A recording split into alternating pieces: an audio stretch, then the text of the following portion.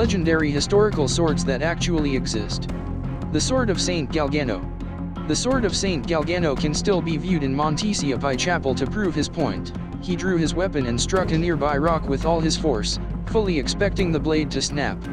Instead, the weapon penetrated the rock like a hot knife through butter. Galgano never left the hill again.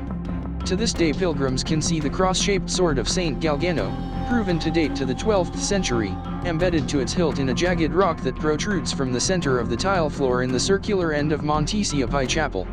Joyeuse. A sword identified with Charlemagne's Joyeuse was carried in front of the coronation processionals for French kings, for the first time in 1270, and for the last time in 1824. The sword was kept in the Saint Denis Basilica since at least 1505, and it was moved to the Louvre in 1793. Sword of Goujian. The Sword of Goujian is an archaeological artifact of the spring and autumn period 771 to 403 BCE found in 1965 in Hubei, China.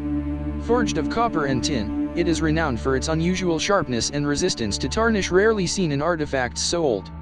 This historical artifact of ancient China is currently in the possession of the Hubei Provincial Museum. Zacherbisi. Historical accounts related to the early history of the Polish coronation sword are scant and often mixed with legend. The earliest known use of the name Zacherbisi appeared in the Chronicle of Greater Poland at the turn of the 14th century. According to this source, the sword was given to King Boleslaus the Brave, reigned 992 to 1025, by an angel.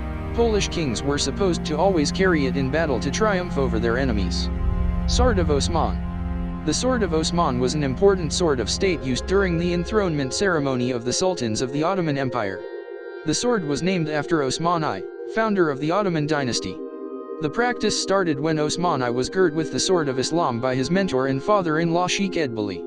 Shugri no Ontaki. Shugri no Ontaki is a sword which represents the regalia of Japan. It is being held at the Ise Shrine in the Mie Prefecture and only taken out when a new emperor ascends the throne. During this ceremony, a feather from a crested ibis is also used.